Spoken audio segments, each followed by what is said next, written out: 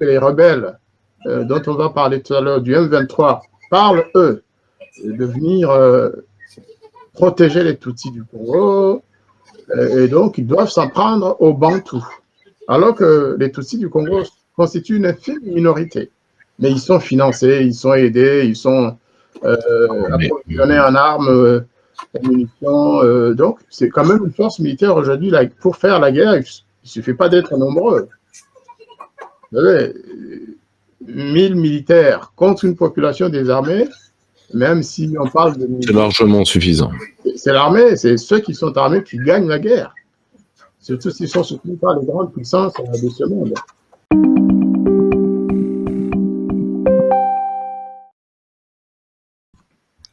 Bonsoir à tous, bonsoir mes camarades, bonsoir chers amis de notre Twitch. Pour le Cercle Aristote, ce soir, c'est mes camarades, sauf mon ami l'invisible à la technique, qui me soutient plus que moralement. Ce soir, les camarades intervieweurs sont en repos, c'est le boss qui s'y colle. Donc, surtout que c'est un sujet qui me tient particulièrement à cœur, parce que nous n'accueillons pas n'importe qui ce soir. Nous accueillons quelqu'un qui, quand il est venu parler chez moi il y a très longtemps déjà, m'a raccroché à cette région que je ne connaissais pas et m'a offert un terrible souvenir de militant qui était de voir dans une salle, une toute petite salle à l'époque, une partie de cette jeunesse martyre congolaise rwandaise qui était venue écouter le récit de ce qui s'était passé là-bas, et j'oublierai jamais, c'est un de mes souvenirs de militant, une jeune fille dont la famille avait été suppliciée et qui a pleuré pendant toute votre prise de parole à l'époque. Et donc c'est pas tout à fait un inconnu pour ceux qui suivent les travaux du Cercle Aristote sur l'Afrique des Grands Lacs, avec certains de nos amis habituels, Patrick Mbeko, Charles Onana, quelques autres, et quelqu'un dont je vous ai beaucoup parlé de lui, et ce soir, il est là. Jean-Marie Vianney Nagadjiemana, bonsoir. Bonsoir, Pierre-Yves Rougeron. Je vous remercie beaucoup de nous offrir votre temps. Pour entrer dans le vif du sujet, j'aimerais que vous présentiez rapidement votre carrière en tant que diplomate et ce qui vous relie à la douloureuse région des Grands Lacs et à ce qui s'y passe aujourd'hui. Je vous remercie beaucoup. Je commence par saluer d'abord tous les amis du Cercle Aristote. Comme vous l'avez dit, je vous ai connu il y a longtemps. Vous étiez encore jeune étudiant, mais déjà très entreprenant en termes de communication, en termes de pensée. Et vous m'aviez mis en contact avec vos camarades. On avait passé une très très belle soirée, peut-être une ou deux fois d'ailleurs, hein, si mes souvenirs sont bons. Tout à fait. C'était dans une cave quelque part, oui, où on y voyait difficilement, et ça m'avait vraiment impressionné, plutôt favorablement d'ailleurs. Et ce soir-là, j'ai pu parler, j'étais à l'aise, je me sentais avec des gens qui ne me faisaient pas peur, qui ne me menaçaient pas, alors que pendant cette période, ce n'était pas facile. Hein, ce n'était pas facile de parler du Rwanda, bien sûr, et surtout de la France. C'était très très difficile. Et donc ce soir, je reviens au Cercle Aristote pour parler de la situation passée, actuelle, et peut-être aussi me hasarder à quelques perspectives hein, de la région des Grands Lacs d'Afrique. Tout à fait. Voilà, donc je suis à votre disposition. Maintenant, en ce qui me concerne, hein, j'ai aujourd'hui 72 ans, ça passe très vite. Quand on se voyait à l'époque, j'avais la cinquantaine, hein, je crois, et j'ai été dans le passé représentant de mon pays dans plusieurs pays. Hein, en Belgique, où j'étais conseiller d'ambassade. Je suis ensuite rentré dans mon pays, le Rwanda, dans les années 80. Après, en 86, je suis allé travailler en Éthiopie comme ambassadeur auprès de l'OUA, auprès de l'Éthiopie et du Soudan, auprès de la capitale soudanaise. Aujourd'hui, quand je vois le feu et la guerre. C'est une capitale que j'ai beaucoup connue, où j'allais régulièrement, à Omdurman, en ville. Et ça fait très mal lorsqu'on a connu un pays plus ou moins stable à l'époque, même s'il y avait des coups d'État qui s'y succédaient. Je pense à cette période et je suis suffisamment ému. L'Éthiopie, bien sûr, aussi, qui a connu la guerre récemment, mais aussi et surtout ce qui est venu après au Rwanda à partir de 1990, la guerre imposée par le Front patriotique rwandais de Paul Kagame contre le Rwanda. Évidemment, c'était le mouvement de Kagame soutenu militairement par son voisin l'Ouganda, d'où venaient d'ailleurs les agresseurs, mais aussi par quelques pays occidentaux, dont les États-Unis.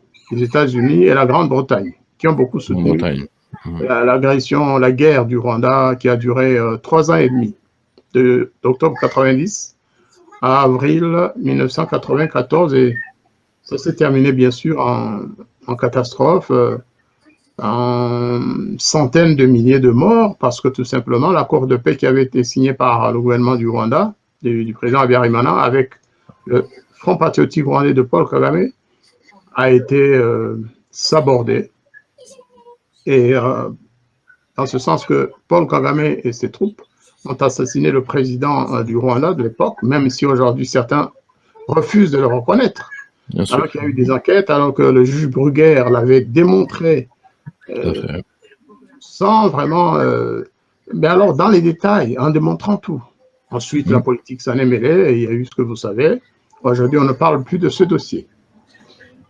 Pourtant, 2 chefs d'État africains sont morts. Voilà, 2 chefs d'État africains, le président du Rwanda et son homologue du Burundi, qui arrivaient à Kigali ensemble dans le même avion en provenance de Dar es Salaam, où ils étaient allés justement chercher les moyens de ramener la paix dans la région. C'est comme ça que sont terminées toutes ces volontés mises ensemble pour apporter la paix au peuple rwandais, au peuple burundais. Et à l'époque, il n'y avait pas encore la guerre du Congo.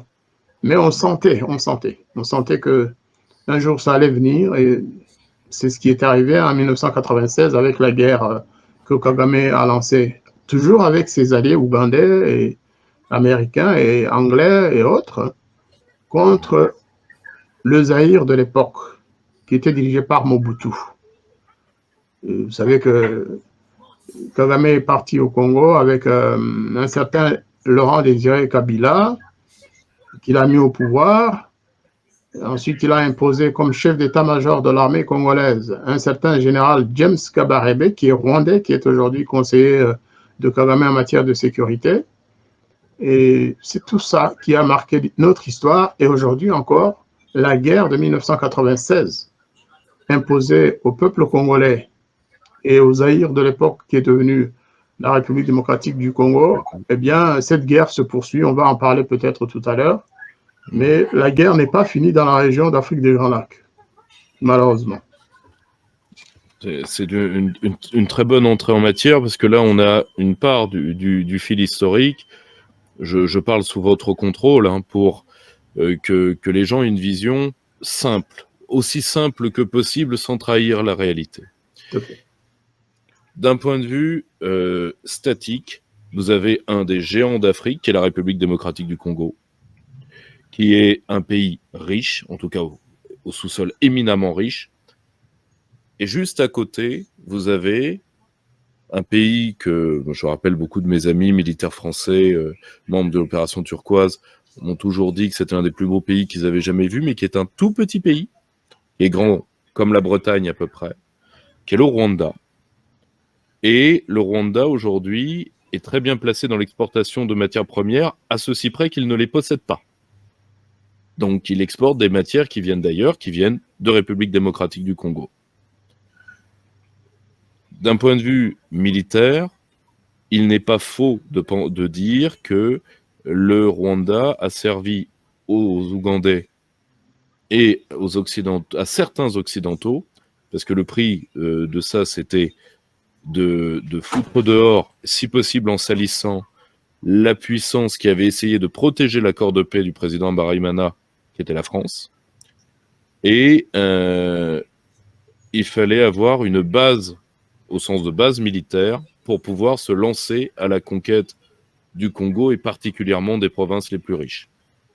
C'est une opération en 2 temps qui, de toute évidence, a été pensée à la fin de la guerre froide, où l'Amérique s'est dit maintenant que la guerre froide est terminée, il n'y a aucune raison de laisser des pays comme la France avoir des relations privilégiées avec l'Afrique.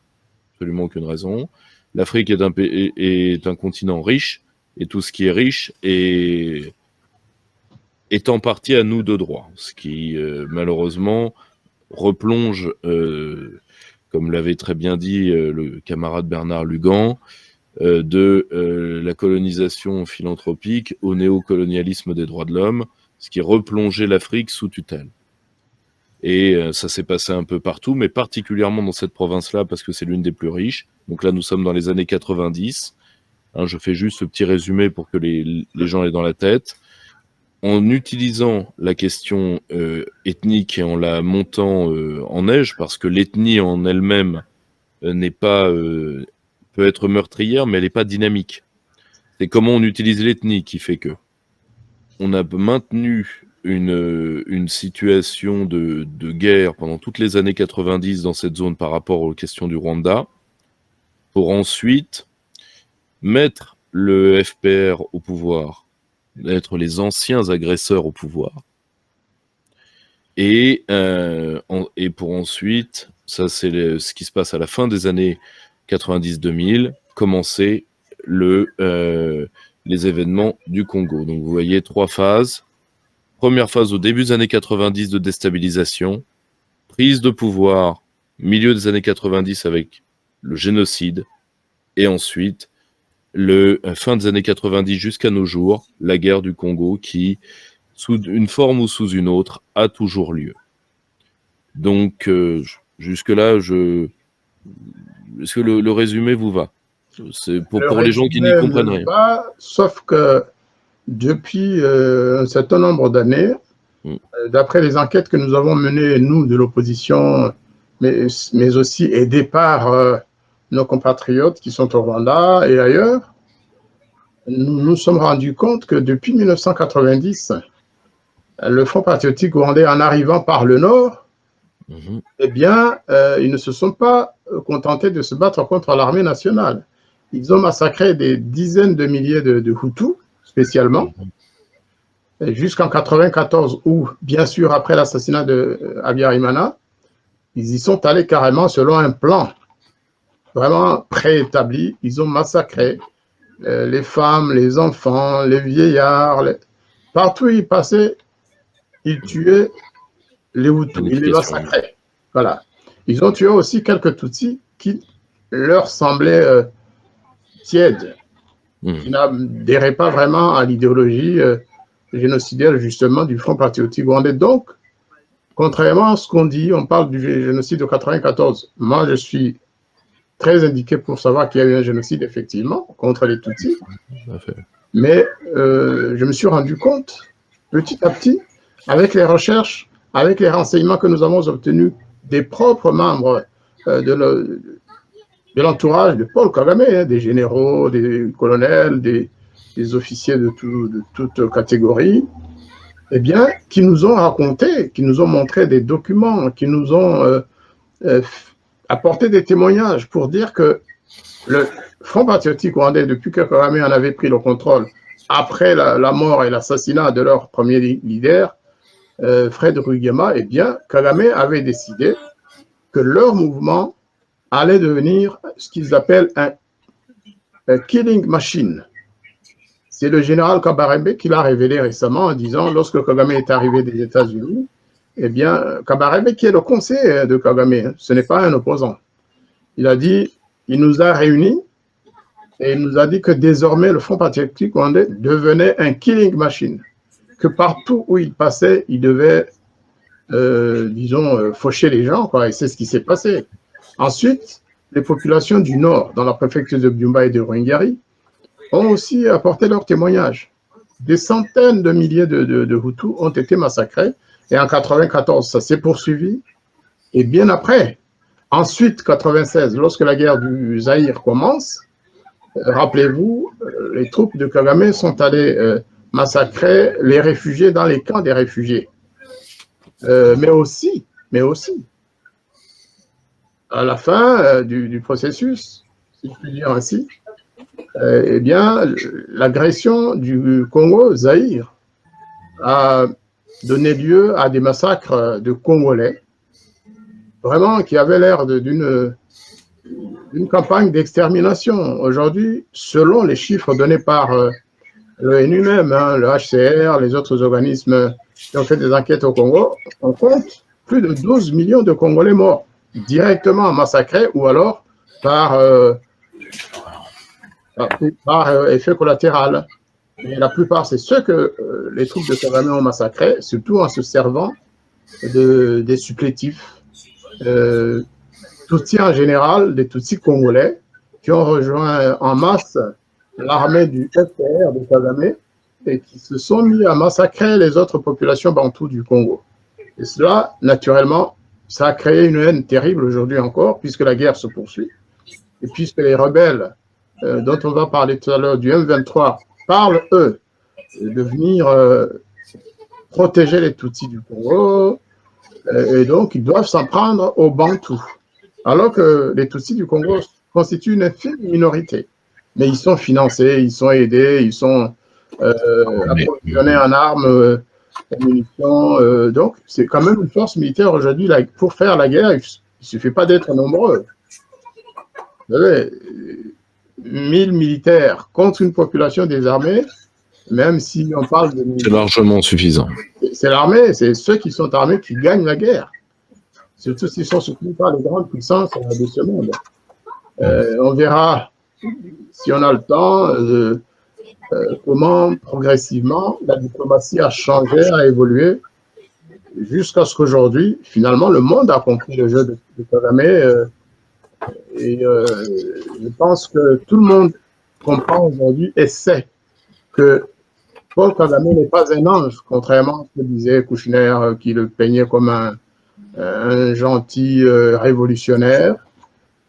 C'est un criminel. C'est un criminel. Vous savez, il est sorti aujourd'hui quelques livres, hein, récemment, le livre de Charles Onana, Holocauste au Congo, Akelarong, Assassin sans frontières, et un livre qui sort là maintenant, qui s'appelle La grande manipulation de Paul Kagame, écrit par Deona Mujimbo et Françoise Rodin.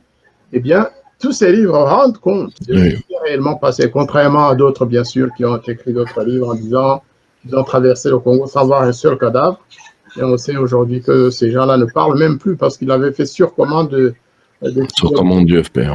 Voilà, du FPR pour cacher que le mouvement de Paul Kagame avait commis un génocide contre le peuple congolais et contre les réfugiés rwandais, après avoir aussi commis un génocide contre les Hutus du Rwanda. Justement, on va avancer petit à petit. À l'instant T, identifions les acteurs de cet échiquier au Rwanda et au Congo, ainsi que les acteurs extérieurs. On va le faire en 3 points. Quelles sont les forces en présence aujourd'hui au Rwanda? Alors, les forces en présence au Rwanda aujourd'hui, j'allais dire, on peut les diviser en deux. Il y a le régime de Paul Kagame et il y a le peuple rwandais, les populations rwandaises démunies, désarmées, puisque, comme vous le savez, c'est un seul parti qui dirige tout. Ils ont créé des soi-disant partis d'opposition, mais qui sont tous... voilà, ils doivent adhérer obligatoirement à quelque chose qu'on appelle le forum des partis. Et si vous n'adhérez pas, si vous créez un parti politique, comme a eu Madame Victoire Ingabire, qui est, elle, une vraie opposante, après avoir passé 8 ans en prison d'ailleurs, hein, pour avoir tout simplement demandé que les victimes Hutus aussi méritaient d'être honorées, eh bien, si vous n'appartenez pas, si vous ne joignez pas le forum des partis politiques, vous n'avez pas de subvention, par exemple. Donc, ce qui fait qu'il y a des partis qui étaient peut-être authentiquement démocratiques de l'opposition, mais qui ont dû se plaçait sous l'aile du forum des partis politiques. Donc, en termes politiques et en termes sociaux et tout, il y a le FPR qui constitue le régime de Paul Kagame qui est essentiellement dirigé par des Tutsis, il faut le dire aussi. Moi, quand je parle des Tutsis, ce n'est pas pour les stigmatiser, vous le savez. Une bonne partie de ma famille est Tutsi, la moitié en tout cas de ma famille. Mais cela n'empêche pas qu'on voit que depuis l'arrivée du FPR au Rwanda, le pays est complètement déséquilibré sur le plan social, sur le plan politique. Et, il n'y a pas d'équilibre au Rwanda. Équilibre en termes de balance. Tout penche vers un seul côté et encore. Paul Kagame, depuis un certain nombre d'années, il a commencé à assassiner les Tutsis, les rescapés du génocide des Tutsis. Parce qu'eux aussi ont compris que, comme je l'avais écrit dans mon livre, rappelez-vous d'ailleurs, quand je suis venu vous voir, c'était Paul Kagame a sacrifié les Tutsis. Eh bien, les victimes Tutsis se sont rendus compte, après, vous savez, m'avoir critiqué, j'ai subi beaucoup de haine de mes propres cousins et cousines, hein, parce que j'avais écrit ce livre. Mais aujourd'hui, si vous demandez à chaque rescapé du Rwanda ou de l'extérieur, hein, parce que beaucoup ont fui le Rwanda, ils vont vous dire, M. Ndagijimana avait raison avant nous. Et donc, Kagame a commencé à les traquer, à les assassiner, y compris ceux qui lui étaient très proches. Vous savez, en Afrique du Sud, au nouvel an 2013-2014, il a fait assassiner un certain Patrick Karegeya, qui était colonel de l'armée rwandaise et qui était chef des renseignements militaires avant son assassinat. Et d'ailleurs, il nous a traqués aussi quand il était encore aux affaires. C'est lui qui était chargé de nous traquer. Ensuite, il a compris que ça ne pouvait pas continuer. Il a fui. Il est allé en Afrique du Sud. D'ailleurs, avec son ami le général Kayumba, Nyamwasa, qui a subi aussi un attentat ou plusieurs attentats, hein, et des atteintes vraiment à sa vie. Il a failli mourir. Il a passé des semaines ou des mois à l'hôpital, hein, parce qu'il avait eu plusieurs balles dans le ventre.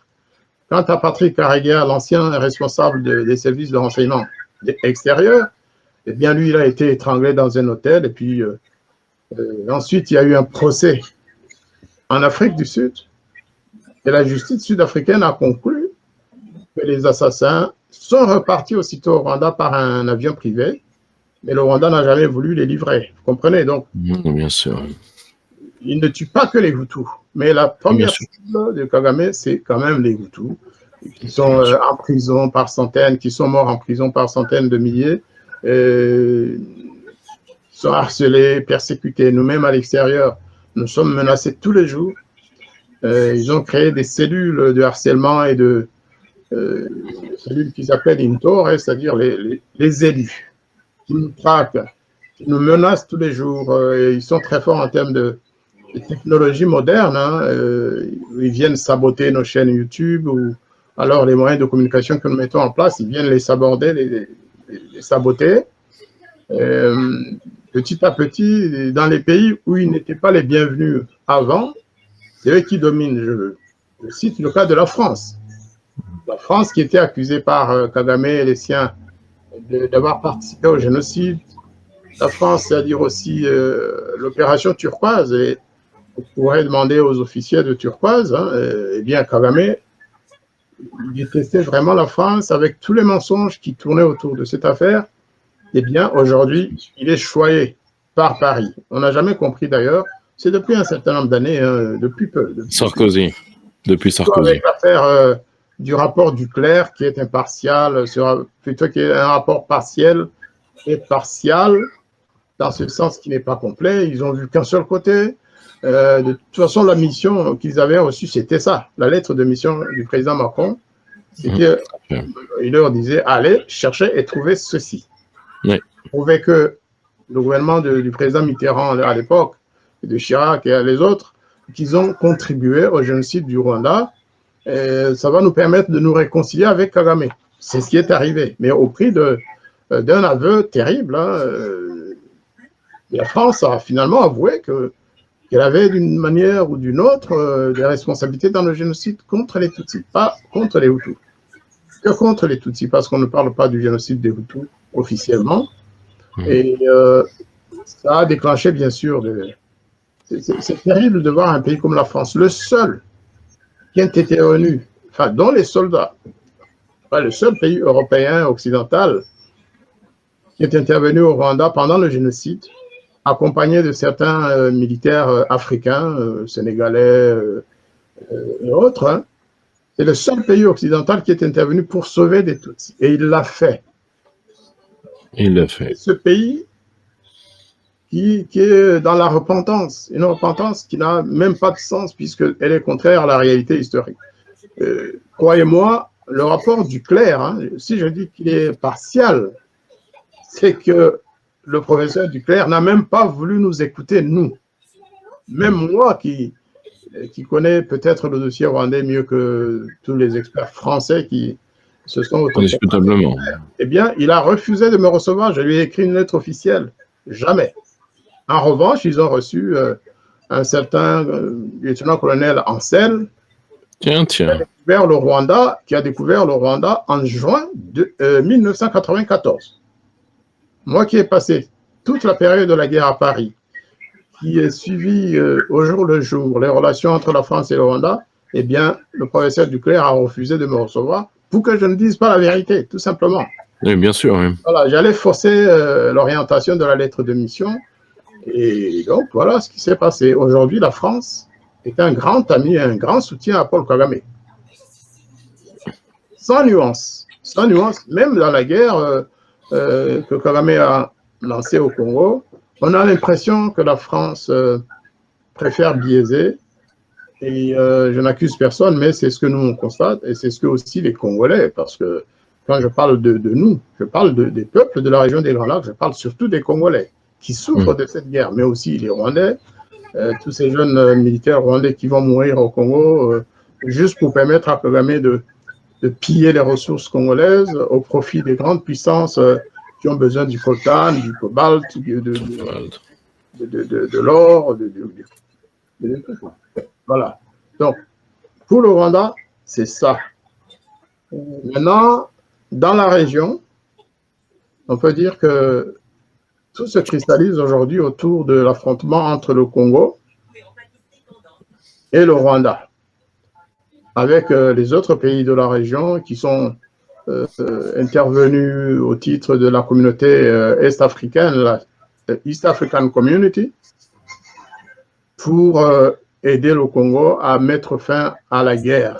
Mais ce qui est arrivé ensuite, c'est que certains pays, oui, on a demandé à l'Ouganda d'intervenir aux Congolais pour aider les Congolais à arrêter la guerre portée dans ce pays par le Rwanda. Or, ils ont ignoré que Museveni était le parrain de Kagame.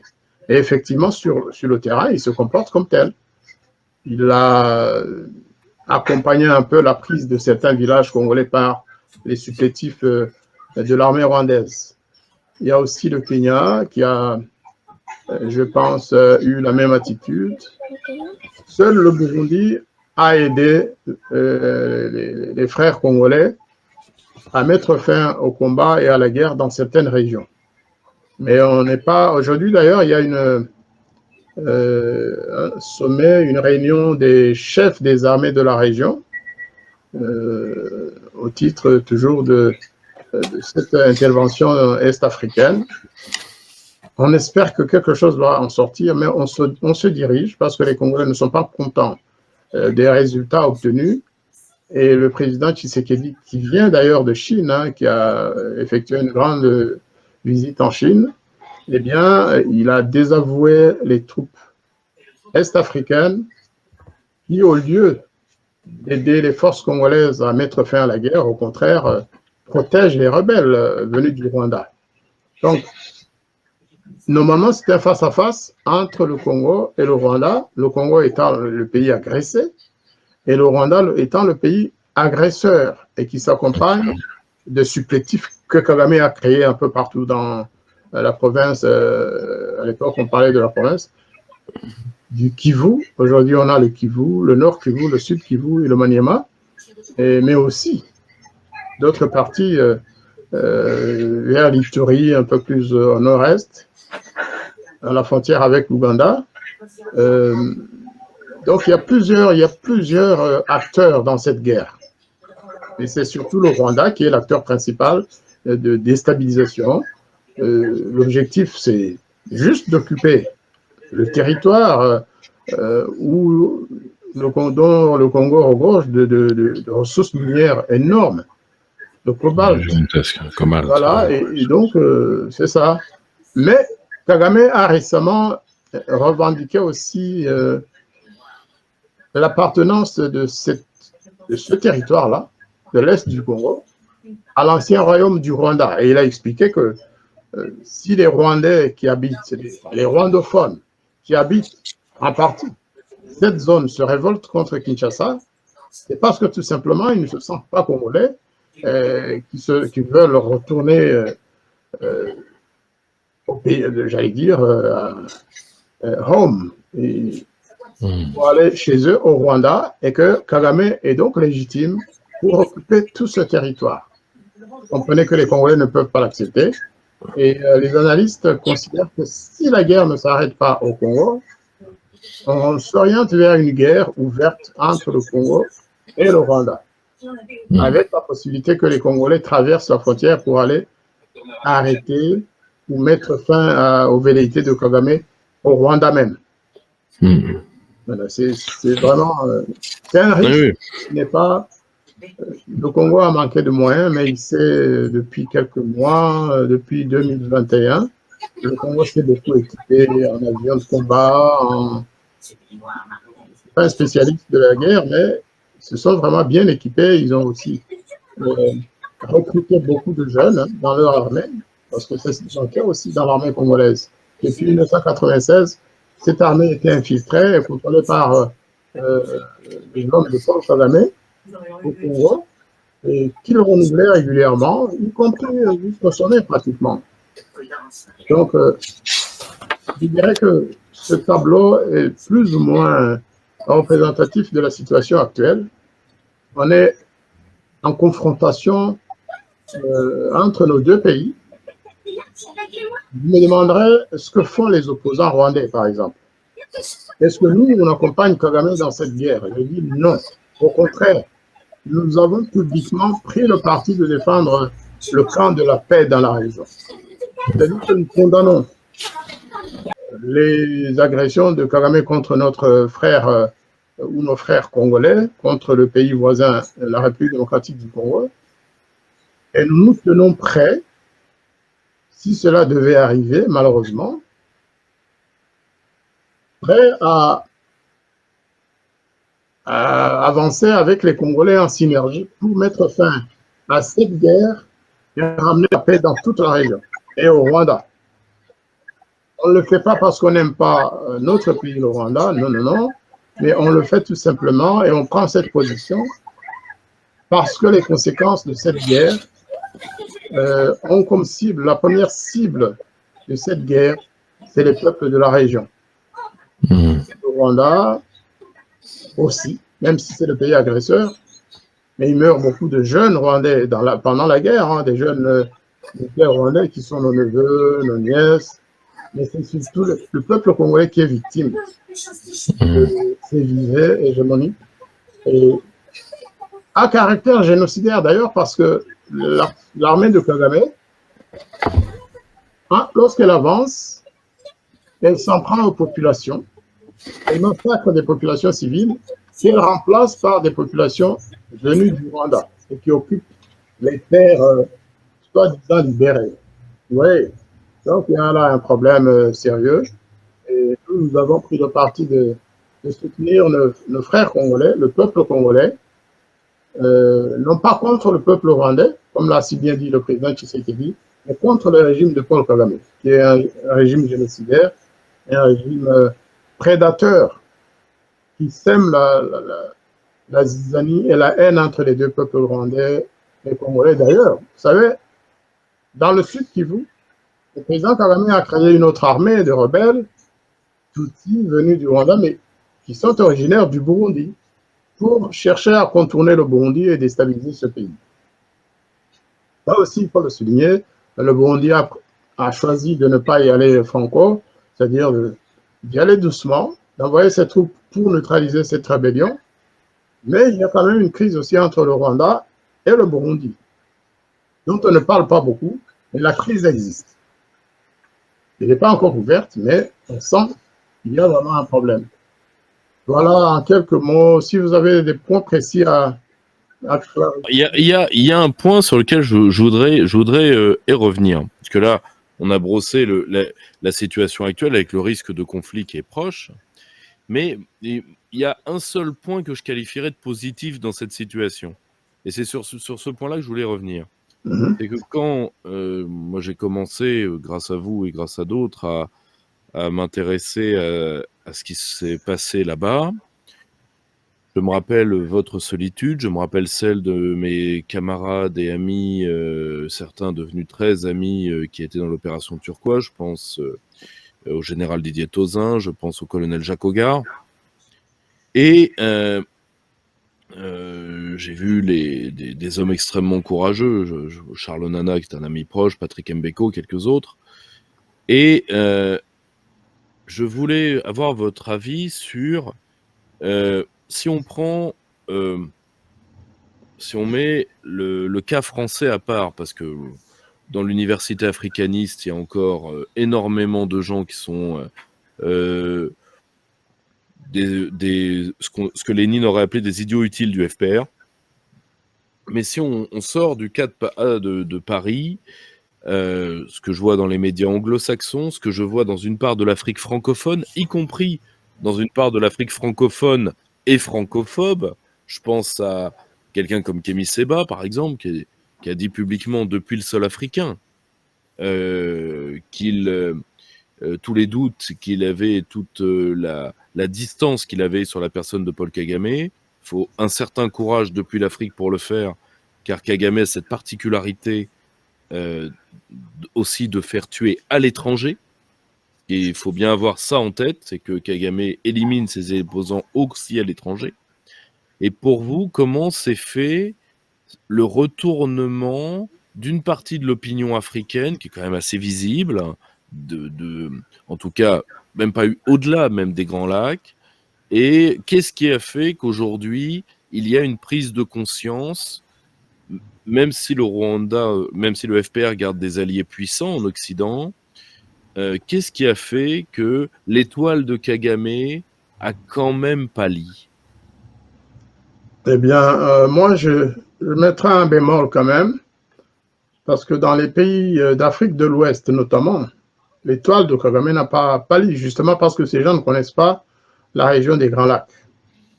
Ils ont gardé tout ce qu'on leur a dit sur le génocide des Tutsis, que les autres, ceux qui ne sont pas des Tutsis, sont les méchants. Quand vous allez au Sénégal, le Sénégal, y compris d'ailleurs le président Macky Sall, il est très proche de Kagame. Il n'a jamais voulu s'intéresser à la situation, à l'autre versant de la situation de la région. Il est très proche de Kagame. Maintenant, en Guinée, vous avez vu que la Guinée a reçu Kagame comme un roi. Ils ont même donné, je pense, son nom à un pont ou à une autoroute de la capitale. Au Bénin, Kagame va envoyer des troupes pour aider le président béninois. La Centrafrique, vous le savez, on a des troupes rwandaises, aussi bien des troupes envoyées pour les Nations Unies ou par les Nations Unies, et des troupes bilatérales, qui travaillaient d'ailleurs au départ avec les Français, jusqu'au départ des troupes françaises. On a Kagame au Mozambique, dont tout le monde pense qu'il est allé au Mozambique à la demande de la France. Depuis qu'il y a eu des troubles dans la région de Cabo Delgado, justement à l'embouchure, où Total Énergie, ou Total, je ne sais pas, a beaucoup investi dans le domaine du gaz. Et certains disent que c'est Total qui paye les frais, mais en fait, c'est la France et c'est l'Union européenne. On a beaucoup de cas qui montrent que si les Africains ont commencé à comprendre, parce que tout simplement, les Congolais se sont bien défendus en termes de communication, et surtout la diplomatie du gouvernement actuel On peut être pour, on peut être contre le président Tshisekedi, mais en termes diplomatiques, il a tout bouleversé. Tout simplement parce qu'il a osé dire la vérité. Il a désigné l'agresseur. Et il a su faire le distinguo entre Paul Kagame et son régime avec le peuple rwandais. Il a dit, les Rwandais ne sont pas nos ennemis. Notre ennemi, c'est Paul Kagame et son régime. Et ça a beaucoup frappé les Rwandais. Ça a aussi plu aux Congolais. C'était la première fois que les autorités congolaises désignaient l'agresseur. Parce que cette guerre, Monsieur Rougeron, cette guerre dure depuis 1996, je vous l'ai dit. Oui. Même s'il y a eu quelques... Mais le Congo a été infiltré, occupé, partiellement après. Hein. Mais au départ, c'était jusqu'à Kinshasa. Occupé par l'armée rwandaise. Et donc, aujourd'hui, depuis quand même que le gouvernement de M. Tshisekedi a mobilisé le peuple, malheureusement, il y a eu des sortes de déviations aussi où on prenait pour cible les Rwandais en général, mais petit à petit, ils ont compris, les Congolais, avec aussi nos explications et surtout la campagne menée par le gouvernement congolais actuel pour ne pas mélanger, pour ne pas amalgamer. Vous voyez? Oui, tout à fait. C'est un peu ça aussi qui a aidé les pays africains à comprendre. Vous avez cité le nom de ce jeune panafricaniste. Il est vrai qu'il n'aime pas beaucoup la France, mais ce n'est pas qu'il n'aime pas la France. C'est qu'il a des reproches. Ah non, mais je ne le lui reproche absolument pas. Je trouve, c'est que ça m'avait marqué la justesse de ses propos sur le problème congolais. Et comme il l'a dit depuis le sol africain, il a même ma considération parce que je sais que le courage qu'il faut pour dire ça depuis l'Afrique, vu le nombre d'hommes que Paul Kagame a fait tuer dans différents pays africains. Tout à fait. Et c'est quelqu'un qui est particulièrement susceptible, disons ça comme ça. Tout à fait. Maintenant, ce jeune homme-là, qui est béninois d'ailleurs, je crois. Si mes souvenirs sont bons, oui, c'est à vérifier. Voilà, et il a tout compris. Il a tout compris. Il est panafricaniste. Mais c'est d'abord la vérité de l'histoire du Congo et de cette guerre qui l'a convaincu. Ce n'est pas par panafricanisme, parce que Kagame aussi se déclare panafricaniste. Un panafricaniste qui massacre les Africains. Un panafricaniste qui vend les Africains, qui a trahi les Africains. Vous savez, Paul Kagame a été le seul chef d'État africain pendant la guerre de Libye, au moment où on a assassiné Kadhafi.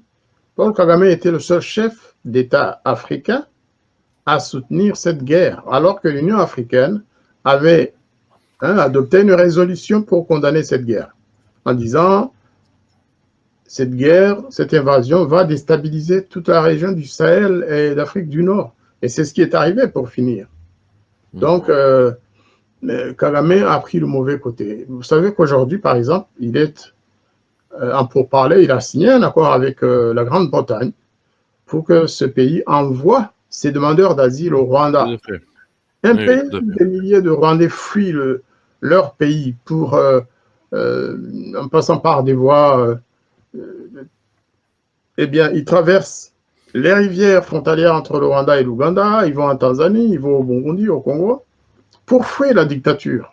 Mais en même temps, Paul Kagame fait venir des Afghans, des Pakistanais, des Yéménites, des Érythréens et autres, parce que tout simplement, le Rwanda, son gouvernement, à lui, Paul Kagame, est payé par les pays qui expédient ces réfugiés. Vous savez que les réfugiés africains qui essaient de venir en Europe aussi, qui sont en Libye, eh bien, il est parvenu à signer un contrat avec l'Union européenne. On les transfère au Rwanda à raison de 3500 € par réfugié que le Rwanda reçoit. Et puis, quelques temps après, Kagame les renvoie par des voies détournées, il leur fournit des passeports, ils cherchent des visas pour ces gens et on les retrouve en Europe. Donc, c'est un trafic d'êtres humains. Nous, on dit que c'est un trafic d'êtres humains. Heureusement que pour la Grande-Bretagne, il y a eu des associations courageuses qui se sont opposées à cette opération. se sont opposés à cette opération aujourd'hui. Ce n'est pas encore réussi. Et on a découvert que la ministre de l'Intérieur est une ancienne connaissance, en tout cas sa famille était très proche du FPR, parce que c'est une ancienne, je pense, pakistanaise ou indienne, dont les parents vivaient en Ouganda avant l'attaque du Rwanda. Donc, ils se sont connus avec certains membres du FPR, à l'école et ailleurs, et à travers ce canal, ce réseau, eh bien, elle a pris parti pour Kagame et elle a voulu lui donner un contrat. Effectivement, ça coûtait quand même à l'avance. L'avance qu'on avait payée à Kagame, c'était 140 millions de livres sterling pour qu'il accepte de recevoir des réfugiés afghans, pakistanais et autres au Rwanda, imaginez. Et donc, ces gens-là, pour finir, eh bien, on se dit que Kagame les recrute dans ses armées contre le Congo. Et c'est effectivement, l'armée congolaise a capturé plusieurs soldats rebelles dans l'armée rwandaise qui occupaient une partie du Congo. Eh bien, on n'a pas su définir leur origine, mais il se dit que ce sont justement parmi ces réfugiés renvoyés de Libye qu'il a fait venir au Rwanda et qu'il a ensuite entraîné, armé et envoyé avec les autres pour occuper le Congo. Vous imaginez, certains disent que c'est un Napoléon. Moi, je dis non, Napoléon n'a jamais fait ça de cette manière-là. Il voulait effectivement dominer le monde, hein, mais pas à ce prix-là. Pas à ce prix-là. Justement, est-ce que ce sera ma dernière question avant les questions du public, mais je pense, bien sûr, il y a la compréhension profonde et vos analyses et votre témoignage sont très importants là-dessus, parce que vous avez vécu toute cette période, vous en connaissez les principaux protagonistes. Je pense qu'il y a aussi un point que le public à l'extérieur de l'Afrique des Grands Lacs a du mal à appréhender, c'est Paul Kagame lui-même. Ce n'est pas un chef d'État africain, fût-il un dictateur africain classique. Ce n'est absolument pas ça. C'est un homme d'une redoutable brutalité qui a quand même commis un type d'élimination et de massacre qui n'est comparable qu'à la Seconde Guerre mondiale ou à la rigueur à certains bilans de la révolution culturelle chinoise ou autre, c'est-à-dire les plus grands massacres du XXe siècle. Et qu'est-ce que vous pouvez nous dire à la fois de l'homme et parce que c'est comme tout homme, il est mortel, de comment vous voyez un éventuel Rwanda post-Kagame, parce qu'un jour ou l'autre, la question se posera, d'une manière ou d'une autre. Alors, j'avoue que je n'ai pas beaucoup connu Kagame personnellement. Je l'ai bien sûr fréquenté pendant 2 mois et demi à Kigali. On était dans le même gouvernement. Je m'étais même imaginé qu'il était cool, poli, alors qu'il cachait son jeu. Il ne parlait jamais. Pendant les réunions du Conseil des ministres, il ne parlait jamais. Il avait son petit copain, il écrivait. D'abord, on avait l'impression qu'il n'osait pas regarder les gens en face parce qu'il n'avait pas d'expérience gouvernementale, ni politique d'ailleurs. Ça avait toujours été un militaire rebelle, ce n'est pas un militaire d'une armée régulière. Hein. Il a commencé dans la rébellion ougandaise. Ensuite, comme Museveni a pris le pouvoir, il est resté en devenant chef des renseignements, en massacrant des dizaines de milliers d'Ougandais. Oui, tout à fait. Paul Kagame a tué des dizaines de milliers d'Ougandais. Les Ougandais le savent, ils l'ont souvent dit.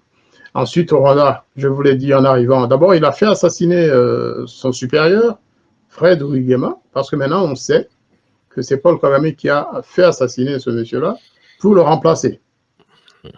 Et c'était terminé. C'est là qu'il a créé le Killing Machine. Et c'est son ancien officier d'ordonnance, Paul Kabarebe, qui le dit. Paul Kagame est un tueur. C'est un tueur. Il tue de sang-froid. Non, il n'a pas de sentiment de remords ou quoi que ce soit. Récemment, dans une sorte de meeting ou une adresse aux dirigeants rwandais, il a raconté comment en 1995, lors d'un conseil des ministres, il a raconté comment quelques ministres Hutus et le premier ministre de l'époque, M. Faustin Twagiramungu, se sont inquiétés de l'assassinat ou du massacre de populations Hutus dans la région de l'Ouest, en bord du lac Kivu. Et Kagame qui parle, il dit, ce jour-là, j'ai eu envie de les prendre tous, de les ligoter et de les tuer en fait. Ses collègues ministres, y compris le Premier ministre et le président de la République, parce qu'il était Hutu aussi.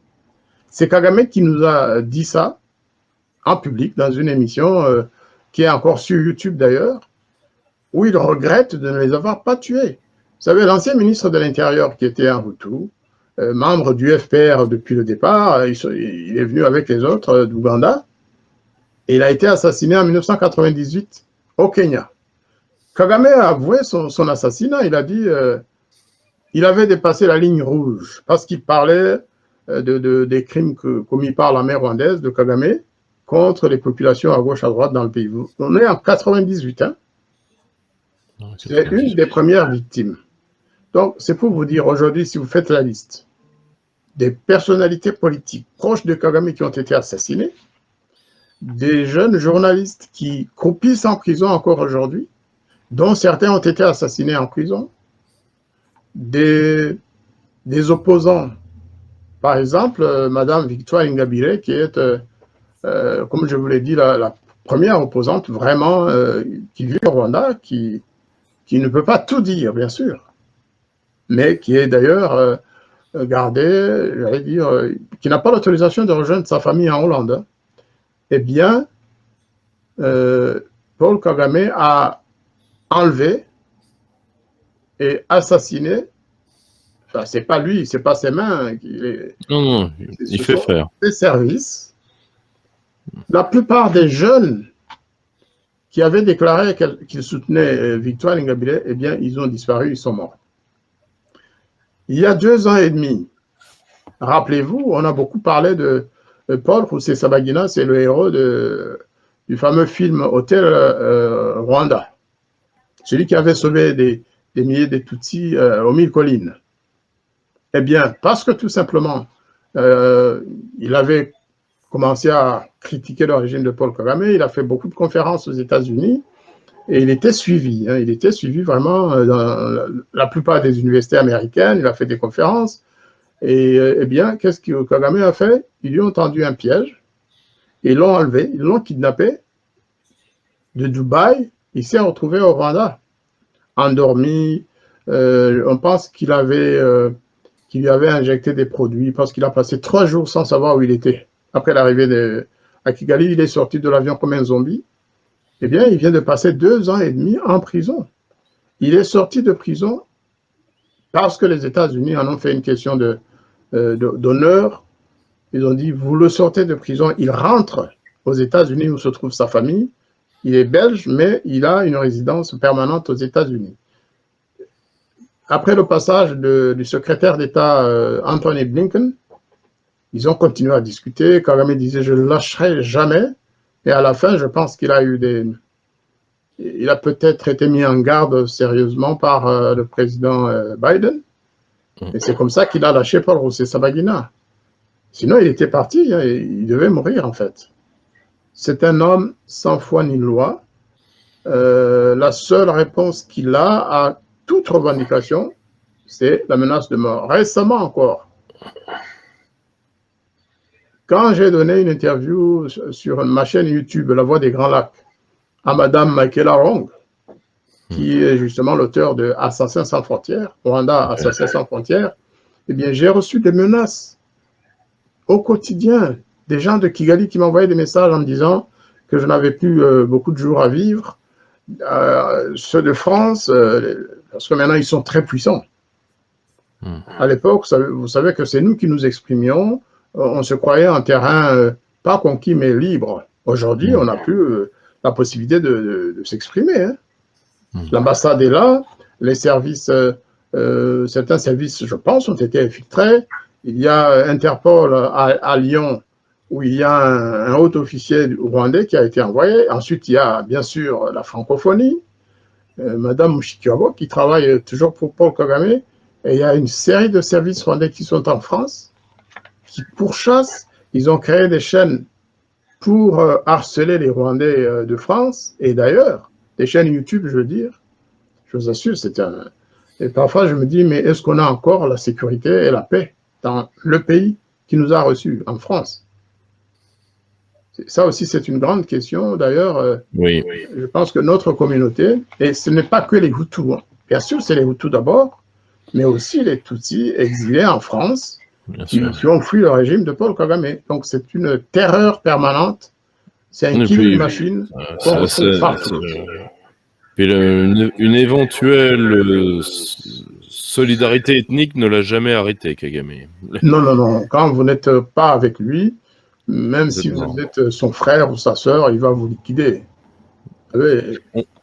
On va passer aux questions du public. Alors, qu'en est-il des rapports du Congo avec la Russie et je me permets d'ajouter la Chine? Ces deux grands pays qui ont une politique africaine déjà très structurée, particulièrement Pékin. Que percevez-vous de leur regard sur la crise des Grands Lacs? De Moscou Moi, et de Pékin. Je perçois un regard plutôt positif et bienveillant. Et surtout, ils ne se mêlent pas des affaires du Congo. Et ça, c'est très important. Vous savez, vous connaissez la sensibilité et la susceptibilité, si on peut dire, des Africains. Hein. Lorsque vous voulez leur imposer une politique, eh bien, ils n'acceptent pas. Or, les Occidentaux, eux, imposent des choses. Oui. Je le dis parce que je le vois. J'ai suivi la visite du président Macron à Kinshasa il y a quelques mois. Eh bien, même dans le langage, on sentait qu'il n'y avait pas beaucoup de... Je peux le dire. Hein. Moi, personnellement, j'ai eu l'impression qu'il n'y avait pas de respect. Et d'ailleurs, le président Tshisekedi l'a rappelé au président Macron pendant leur discussion et débat devant les caméras. Hein. Est-ce que ce n'est pas justement cette susceptibilité d'un chef d'État d'un pays qui est en guerre, qui a été agressé, qui voit un ami, la France, parce que la France est un pays ami du Congo. Le Congo, je rappelle, c'est le plus grand pays francophone du monde. Kinshasa est la première ville francophone du monde. Ça, c'est Kinshasa. Je disais Kinshasa en parlant du pays. Oui, le Congo est le pays le plus francophone. Kinshasa, évidemment. À Kinshasa, puisque Kinshasa, c'est 15 millions de personnes. Tout le monde parle français pratiquement. Oui. Et donc, les Congolais se disaient, les Français, c'est nos amis, parce qu'on parle la même langue, mais non. On s'est rendu compte que Louise Mushikiwabo, la secrétaire générale de l'OIF, était passée par là. On a l'impression que son regard sur les événements de la région emporte l'adhésion de certains dirigeants français. Facilement, pourquoi, je ne sais pas. Vous savez, là, pour le coup, j'espère que nos amis africains le comprendront à un moment ou à un autre. Quand vous voyez ce qu'est aujourd'hui un officiel français, il n'a pas d'affection pour des Africains francophones, il n'a pas d'affection pour des Français francophones non plus. Je suis bien placé pour le savoir. Le problème, c'est qu'en termes d'intérêt, moi, j'ai peur que ça ne joue contre les intérêts de la France. Ah, mais c'est fait pour. Je le dis tout de suite, c'est fait pour. Parce que les dirigeants français n'aiment pas leur pays? Je le crains. Ce serait très grave, hein. Ce serait très grave. Et je fête mes 18 ans de service politique cette année, et c'est peut-être l'une des seules choses dont je n'ai plus aucun doute, c'est qu'une partie de l'élite française a une détestation assez profonde pour tout ce que la France a été, pour tout ce que la France est. Et d'ailleurs, leur désintérêt profond pour l'Afrique et pour la francophonie est une des marques de celle-là. Il y en a beaucoup d'autres. Donc, autre question, la jeunesse congolaise, est-ce qu'il y a au sein de la jeunesse congolaise un mouvement patriotique ou nationaliste assez fort pour justement, pour encaisser symboliquement un éventuel conflit avec le Rwanda? Complètement, complètement. Il leur manque les moyens, du moins dans l'expression, parce que moi, je suis en contact avec beaucoup de jeunes Congolais. On travaille ensemble sur certains dossiers, parce qu'ils savent que je connais le Congo presque autant que le Rwanda, parce que j'ai vécu une partie de ma vie quand même dans ce pays. Et on échange beaucoup. Que ce soit les Congolais de l'extérieur, mais aussi et surtout ceux de l'intérieur. Dans la région du Nord Kivu, par exemple, je vais vous dire, il y a eu ce qu'ils appellent les Wazalendo. Les Wazalendo, c'est les patriotes qui ont créé des groupes armés basés sur les différentes ethnies, les différentes tribus de la région. Mais toutes ces petites armées tribales n'ont qu'un objectif, c'est de bouter l'armée rwandaise dehors. Et ils se battent vraiment. D'ailleurs, ces derniers jours, certains Congolais nous disent, les Congolais du Nord qui nous disent, s'il n'y avait pas des Wazalendo, les patriotes, eh bien, peut-être que l'armée congolaise aurait décroché. Parce qu'elle n'est pas suffisamment armée, parce qu'elle n'est pas bien payée, parce que. Mais les Wazalendo qui défendent leur terre, qui défendent leur population, parce que l'armée rwandaise, quand elle arrive dans un village, elle rase. Il y a eu récemment encore des massacres dans les villages de Kishiché, de Kichanga et d'ailleurs. Les Nations Unies ont conclu que c'était un crime contre l'humanité. Eh bien, ce sont les Wazalendo qui résistent, les patriotes congolais locaux qui résistent, bien sûr, aux côtés des troupes congolaises.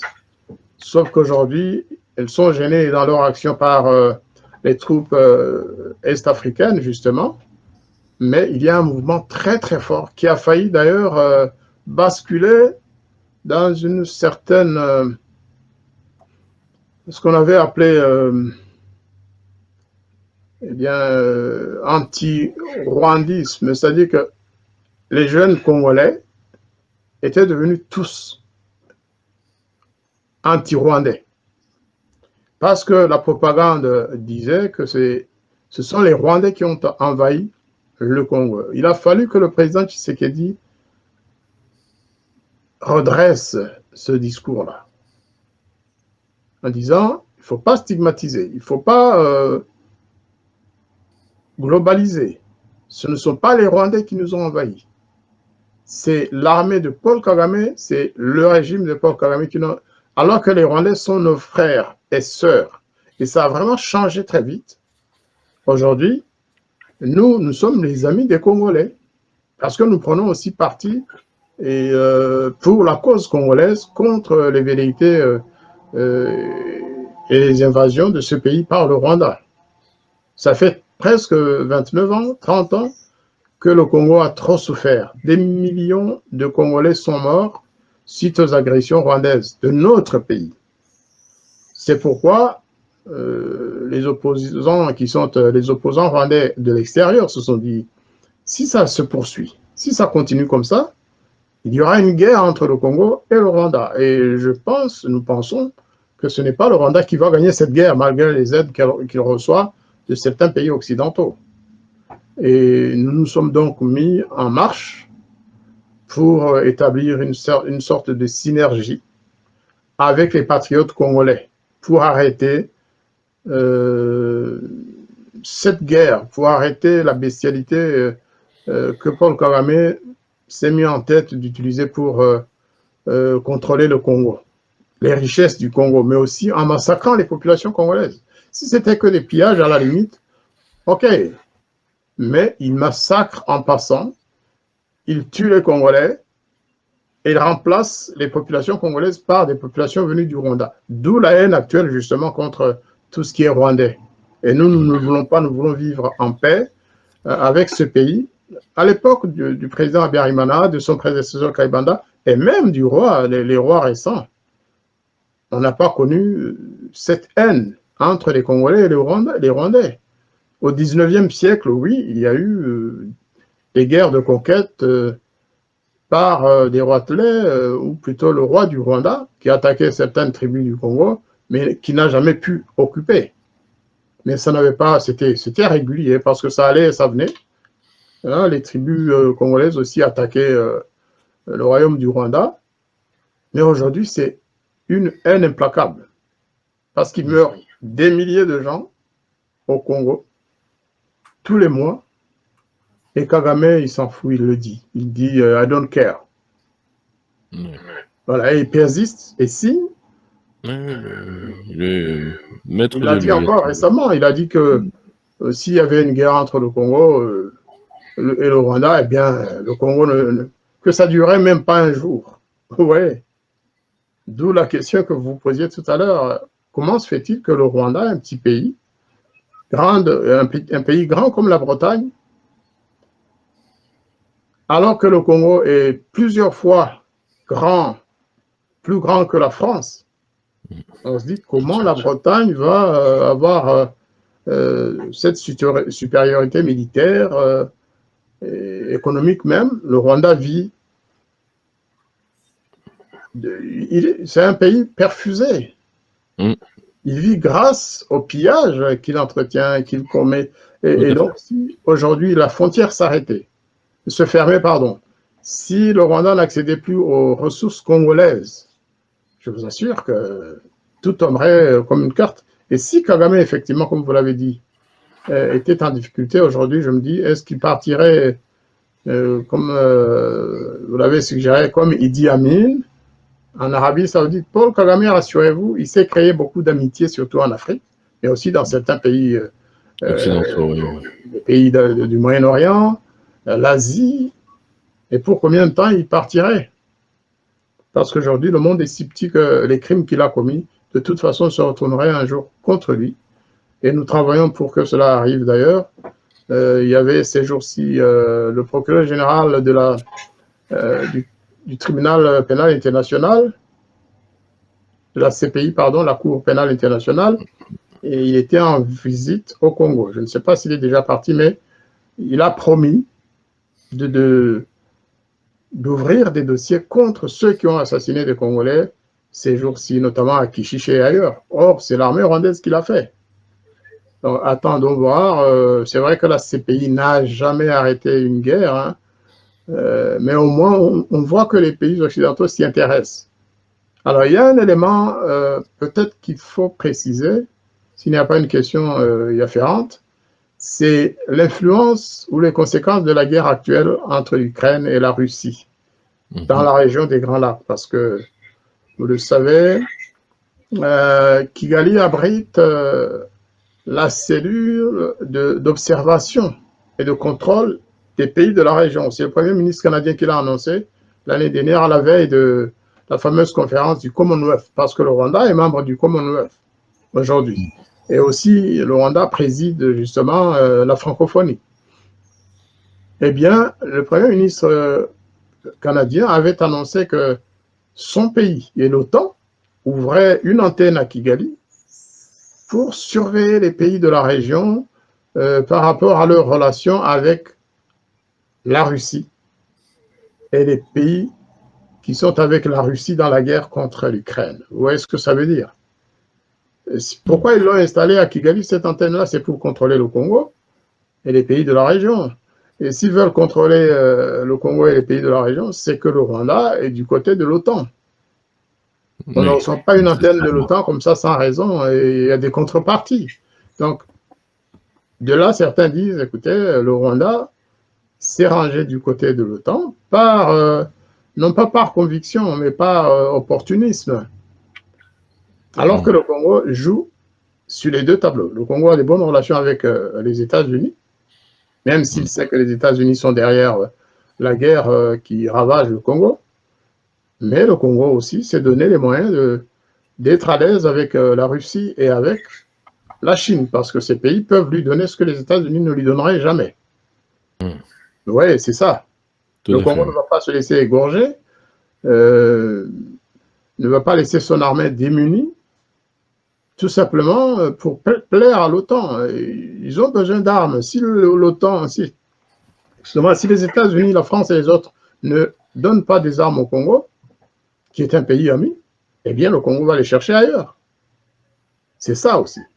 Il faut que les Occidentaux comprennent que le Congo ne le fait pas pour tourner le dos à l'Occident, en sachant que demain, de toute façon, le Congo sera au centre de tout business, de l'industrialisation des grands pays, de la voiture électrique, de la fabrication des smartphones et de beaucoup d'autres domaines.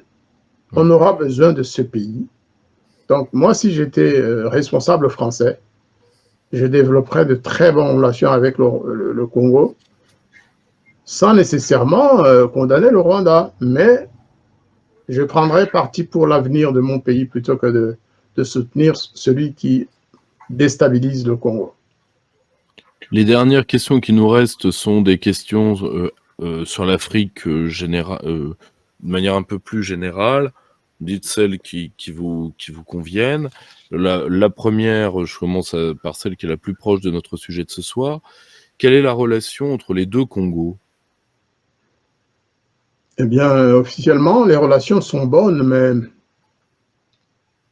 Kinshasa a constaté que le Rwanda et le Congo de Sassou Nguesso ont développé des relations plutôt bizarres. Que Sassou Nguesso a accordé des terres aux sociétés rwandaises, et en particulier celle qui s'appelle Crystal Ventures, qui est la plus grande société d'investissement rwandaise qui est au Congo, donc, qui est en Centrafrique, qui est au Mozambique, qui est partout dans le monde. Eh bien, d'ailleurs, on me dit que cette société est en train d'investir aussi au Mozambique, dans la zone, justement, de Total. Pour faire quoi? Je ne sais pas. Eh bien, donc, le Congo-Brazzaville a donné des terres tout au long du fleuve Congo.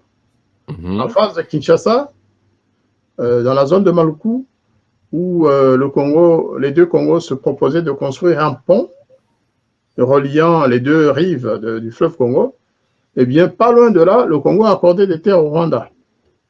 Et les Congolais ont vite conclu que, eh bien, si le Rwanda s'installe là-bas, parce que c'est des anciens militaires rwandais, des réservistes, qui sont envoyés là-bas par milliers, eh bien, c'est probablement pour contourner le Congo, le Grand Congo. Autre chose, on a constaté quand même qu'il y a de fortes... il y a des sortes de complicité entre Kagame et Sassou Nguesso. En termes de... Ils ont le même problème en termes de succession. Sassou Nguesso a commencé à préparer son fils, vous le savez, pour qu'il lui succède. Et Kagame prépare son fils aussi pour lui succéder.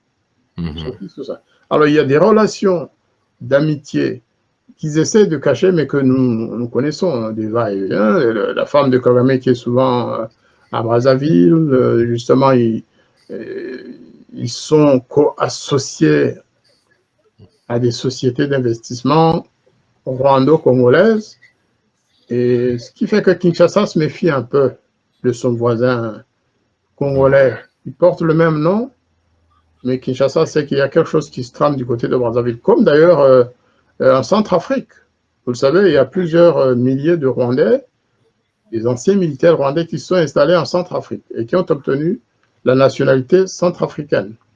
Là aussi, ils sont allés, ils leur ont donné des terres à la frontière avec le Congo, en face de Badolité et autres. Et on se dit, c'est un contournement, effectivement. Ils sont en train de s'installer aussi en Angola, semble-t-il, toujours près de la frontière congolaise. Faites le cercle et vous verrez que le Congo est entouré de vautours. En tout cas, pour le Congo-Brazzaville, ça c'est sûr. C'est sûr, mais Brazzaville sait aussi qu'il ne peut pas s'attaquer à Kinshasa sans conséquence. Parce que quand même, c'est son grand frère. Kinshasa, c'est le grand frère ou la grande sœur de Brazzaville. On ne joue pas avec sa grande sœur ou sa petite sœur comme ça. C'est vraiment des frères en termes de sang, en termes d'histoire. Bien sûr, bien sûr. Pour vous, le panafricanisme est-il fondé avant tout sur un sentiment soit anti-français, soit anti-européen, soit anti-occidental, ou pas? C'est une question qui m'apparaît bizarre, moi, parce que moi, c'est un mouvement que je vois d'un bon œil, mais bon, c'est une question qui m'est posée souvent, donc ce soir, on va en profiter pour y répondre. Le panafricanisme, selon moi, c'est un mouvement revendicatif. C'est un mouvement qui veut recouvrer l'indépendance qui a été perdue après les indépendances. Parce que les premiers fondateurs de l'Organisation de l'Unité africaine, c'est-à-dire Nkrumah, Nyerere et les autres, c'était de vrais panafricanistes. Or, parmi ces panafricanistes-là, il y en a qui ont été sanctionnés lourdement par la France, l'ancienne métropole, notamment Sékou Touré, qui a, vous savez, la Guinée en a beaucoup souffert. Hein. C'est un pays riche, mais elle a été sanctionnée pendant des années par l'ancienne puissance coloniale, tout simplement parce que Sékou Touré ne voulait pas suivre la voie de Houphouët-Boigny. À côté, parce que c'est des pays voisins, la Côte d'Ivoire était, la Côte d'Ivoire était vraiment un pays riche dans tous les sens du terme et qui développait des relations très spéciales avec la France, alors que la Guinée, non. Sékou Touré n'était pas anti-français, mais il était contre le paternalisme de la France. Donc, ce n'est pas parce qu'il n'aimait pas ses amis français, c'est quelqu'un qui était d'ailleurs parmi les premiers ici en France, mais il voulait bénéficier d'un minimum d'indépendance, un peu comme Lumumba du Congo-Kinshasa, dont le panafricanisme l'a perdu. On peut le dire ainsi aussi. Il a été tué parce qu'il voulait un peu s'éloigner de son ancienne métropole et de l'Occident en général. Il a été assassiné par des officiers belges, mais sur ordre de la CIA, et aujourd'hui, tout a été retrouvé. Tout a été retrouvé. Pour tout à fait. Donc, le panafricanisme en soi, c'est une bonne approche de la relation qui devrait exister entre, d'abord, au sein de l'Afrique elle-même, panafricanisme, c'est-à-dire, il prêche la création d'une Afrique sans frontières, où les Africains se sentiraient chez eux partout, en Afrique. Or, ce n'est pas facile, justement, parce qu'il y a des jeux, pensent les panafricains, il y a des jeux de sap qui viennent du Nord. On peut penser que c'est vrai en partie quand même, parce qu'à chaque étape de l'évolution de l'Afrique, on croise ces influences qui ne souhaitent pas que l'Afrique se développe. Parce que si l'Afrique était un continent vraiment indépendant, si l'Afrique pouvait maîtriser ses ressources et les protéger et en faire ce qu'elle veut, je pense que ceux qui en bénéficient aujourd'hui ne seraient pas à l'aise. Donc, il faut tout faire pour justement mettre l'Afrique en difficulté. Voilà, pour que l'Afrique ne s'unisse pas. Vrai ou faux? En tout cas, c'est le sentiment des Africains que un pays comme le Congo-Kinshasa, la République démocratique du Congo, si elle maîtrisait toutes ses ressources, et si elle pouvait les gérer, si elle pouvait les vendre au prix du marché, la question du juste prix est très importante dans ces cas. Or, aujourd'hui, ce n'est pas le juste prix. C'est Kagame qui décide du prix du coltan. D'ailleurs, Kagame leur dit, vous savez, donnez-moi des armes. Moi, je veux une armée forte, que je vais d'ailleurs vous vendre. Parce qu'aujourd'hui, Kagame est devenu le gendarme de l'Afrique, en collaboration avec certains pays européens, en collaboration avec l'Union africaine qui finance toutes ces opérations militaires, la France aussi. La France est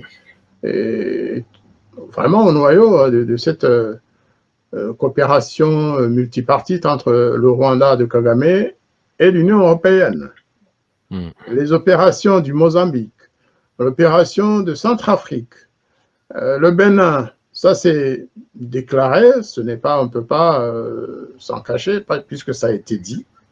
La France, il semble que la France interviendrait pour aider Kagame à déployer ses troupes au Bénin. Oui. Or, qu'est-ce que ça va avoir comme conséquence, une fois encore? Je ne peux pas le prévoir, je ne peux pas le prédire, mais en tout cas, ce ne sera pas pour le bien des Rwandais qui vont sans doute quelque temps après rencontrer des difficultés au niveau de la population béninoise. Parce qu'en Centrafrique, il y a une forte opposition aux troupes rwandaises et aux Rwandais en Centrafrique du fait de la présence massive des troupes rwandaises, financées une fois encore par les Nations Unies en partie, mais l'autre aussi par l'Union européenne et malheureusement la France. Oui. Donc c'est le panafricanisme pour moi, c'est ça. C'est cette volonté. On en a à peu près la même vision. Voilà. Mais voilà, si cette réponse a pu rassurer les gens, c'est toujours ça de prix. Et une question qui est un peu en dehors de notre sujet, mais qui rebondit sur ce que vous nous avez dit tout à l'heure, sur un autre pays africain que vous connaissez, vous en avez parlé en tout début de notre entretien. Est-ce que vous avez une vision particulière de ce qui se passe au Soudan aujourd'hui? Honnêtement, comme analyste lointain, parce que ça vous touche nécessairement moins, mais voilà, c'est quelqu'un qui rebondit sur vos propos de tout à l'heure. Alors là aussi, on peut se demander pourquoi, tout d'un coup, les officiers, bien sûr qu'ils s'étaient engagés à partager le pouvoir. Mais tout partage de pouvoir, lorsque c'est au niveau de ces deux officiers-là, ça a fini comme ça devait finir. Mais ce qui est incompréhensible, c'est la manière dont se passent les choses. C'est-à-dire faire la guerre dans la capitale en utilisant tous les moyens de destruction possibles, en massacrant les populations au passage, en refusant de suivre les conseils ou les pressions des Nations Unies ou des pays qui ont normalement voix au chapitre dans la gestion des affaires soudanaises. Les pays occidentaux étaient présents. Vous savez, le Soudan n'est pas un pays très très riche, même si, oui, il l'est, mais qui n'a jamais eu la paix suffisante, une paix suffisante pour gérer les richesses de ce pays. Le Soudan n'est pas un petit pays. Est-ce qu'on ne veut pas diviser le Soudan en deux une fois encore? Parce que il y a quelques années, le Soudan a été coupé en deux. Il y a le Soudan actuel qui est en guerre et le Soudan du Sud. Tout à fait. Est-ce qu'il n'y a pas une volonté quelque part de couper une fois encore le Soudan en deux, c'est-à-dire le Soudan de l'Est, avec Khartoum, avec jusqu'à la frontière, et puis le Soudan de l'Ouest, à la frontière avec le Tchad. D'ailleurs, qu'est-ce qui va arriver si les combats se transportent au Tchad? Est-ce que le Tchad pourra résister? Est-ce que le Tchad ne va pas encore recourir à certains amis comme la France, parce que le pays, plutôt le président Macron est quand même proche des dirigeants tchadiens? Est-ce que la France ne risque pas d'intervenir quelque part à l'est du Tchad, à la frontière avec le Soudan, pour protéger le Tchad? Tout ça, c'est des questions qu'on doit se poser, mais la nature de ce conflit actuel, honnêtement, je mentirais si je disais que je comprends tout. C'est vague, c'est vague. C'est des ambitions personnelles, sans doute avec des intérêts derrière, idéologiques ou autres, des alliances avec certains pays extérieurs. On parle de l'Éthiopie, on parle de l'Égypte, bien sûr. Mais il y a surtout ces deux généraux qui ont chacun ses troupes et qui se massacrent à l'intérieur de la capitale. Et ça, c'est très grave, c'est très grave. Il faut que les Français sachent que quelque part en Afrique, il y a un drame. On verra les résultats plus tard, on comptera les morts après. Mais il y a tous les jours des morts. C'est très dommage, c'est très dommage. Nous allons s'épasser rapidement, hein, nous allons nous séparer et merci de nous avoir offert votre temps. C'est moi qui vous remercie. Je vous remercie. Et, la prochaine fois, on aura bien préparé les choses, on aura bien cadré et calibré notre entretien, en espérant que les auditeurs et les téléspectateurs de votre chaîne de télévision ont compris au moins ce que j'ai dit et que J'en suis sûr.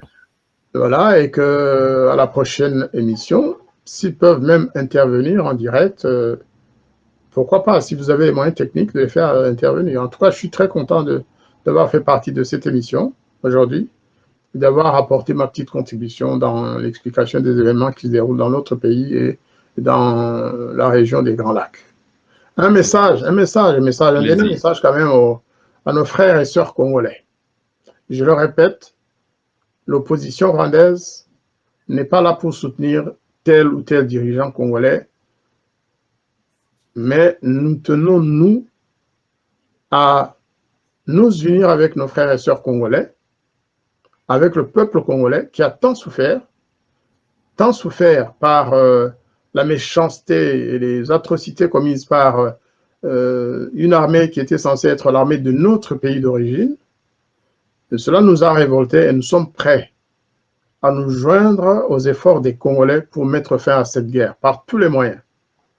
Nous sommes prêts, je le répète, à travailler côte à côte avec les Congolais, avec le peu de moyens que nous avons pour mettre fin à la guerre. Je vous remercie beaucoup. Merci à vous. Vous êtes toujours le bienvenu chez nous, comme d'ailleurs tous ceux qui veulent faire avancer la vérité et la paix dans la zone des Grands Lacs. Merci. À très bientôt. Merci à tous et passez une excellente soirée. Chers camarades, si tu veux plus de contenu, de réinformation, d'éducation populaire et de formation intellectuelle, n'hésite pas à faire un don sur notre page Tipeee.